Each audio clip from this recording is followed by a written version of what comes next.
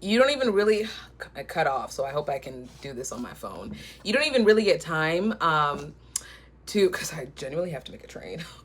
You don't even really get time to sit with the fact that people are um, turning into animals, because you are just immediately thrust into Lewis's and Ren's love story, and like that takes importance over the fact of this like weird diagnosis that people get.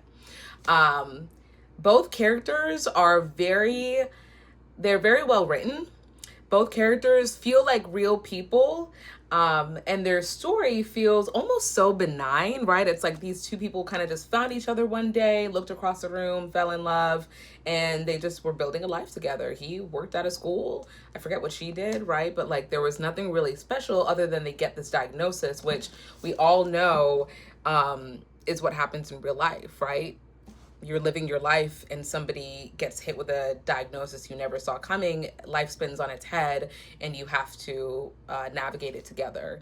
And like really that's what this story is about. That's why I like that she says like it's a love story, because it is a love story. It's a story about love and loss and grief and heartbreak, and not really about the fact that this man turns into a shark. Somehow she manages to make that like just a byproduct of the book.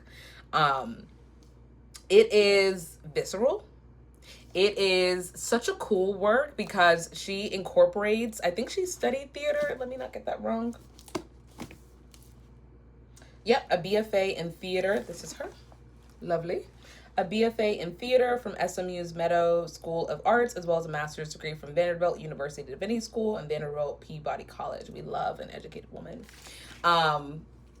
She incorporates theatrical aspects into the novel. Like parts of it they read as acts, as well as like traditional novel writing, which I think was such a cool way to write, something different. Some pages are as long as, typical chapters, and then some chapters are just this, you know. So many golden lines. So many golden lines. When I tell y'all I cried during this book. I cried for Lewis and Ren because these two people had just found each other and fell in love, and they thought they were going to get, a story and a life together. And unfortunately they did not, right? Like, I'm like, should I say that? I don't know. Are book reviews supposed to be? I already said there's a spoiler. Do people watch book reviews to find out what book they want to read, or do they watch book reviews to find out other people's thoughts on books they've already read? I hope it's the latter, because that's kind of how I'm doing this. Anyway, there's a plot twist. I won't say that part out loud that happens later on that got me really teary. You start to really feel for Ren. She is a stoic woman. You want to talk about stoicism. She is stoic. She is not too, right, like vivacious. That's kind of like Lewis's arena. She prefers to just kind of, be the character in their love story and let him take the lead. And so you start, I think Emily Habeck does a really good job of piecing together why Ren is the way that she is. And she does so with this like gut punching plot twist halfway through the book where you're like, can Ren catch a break? Can Ren catch a break? Is she okay? Is Ren okay? And the answer is no, but she will be. And that's the beauty of it. And then you've got Lewis, who he does turn into a shark. And that's not a spoiler, because that is straight up. For Lewis and Ren, their first year of marriage is also their last. Oh, so no spoilers, right? Because she straight up tells us it was never going to have a happy ending in this way, right? A few weeks after their wedding, Lewis receives a rare diagnosis. He will retain most of his consciousness, memories, and intellect, but his physical body will turn into a great white shark. And I remember being in the bookstore and looking for a book and being caught off the cover alone. I love a good cover. And then when I opened the book and I read this, right, synopsis, I said, I gotta have it. I gotta have it.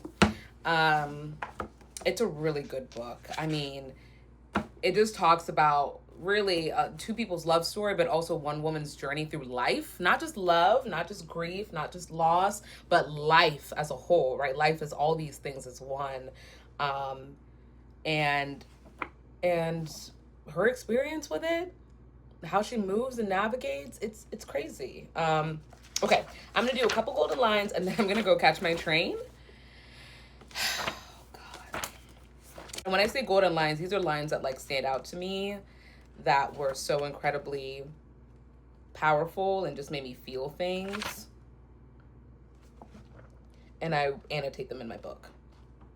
But I think I tried not to annotate too. Hold on a second. Okay. Because I'm like, is this my book? This is my book, though. I remember because I asked my student, I said, Miss Ma'am, I need my book back. But I feel like I had more annotation. Oh, I did. Okay, here it is. I feel like I had more, but maybe I didn't want to write too much in it. Oh, here's one. Page 371. Lewis and Margaret healed their bodies and passed their time telling stories of past lives. Lewis told Margaret stories about Wren, well, what he had left. Hair's blade, that smile, cut-offs, little shop of horrors, a strawberry moon, his wife, his life, who at times seemed like a character in a wonderful book, a static entity whose movements, while profound, would always be limited to a finite story.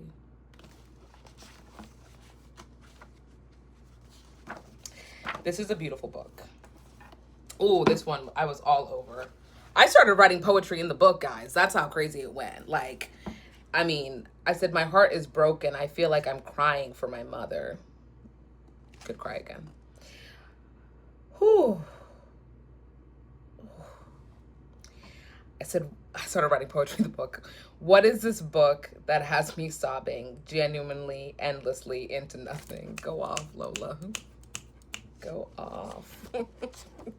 This is a good book. If you want a book that is different than the norm, okay, I feel like I'm gonna give you guys some options that are outside of like I like reading a little something unorthodox, right? Aliens and sharks and people turning into bats and lizards, you know, like if you want something that is different, that explores themes of grief, heartbreak, but also love, deep, profound, everlasting love and joy within those things, within that, you know, kind of realm of life, but does through a really unorthodox medium, such as somebody turning into a great white shark. This is a book for you, okay? Read it. It's so good. Emily Habeck, you did your thing. I mean, I've never seen, oh, you guys could barely even see the curls. Cut my hair for nothing. Anyway, I gotta go. All right, ciao.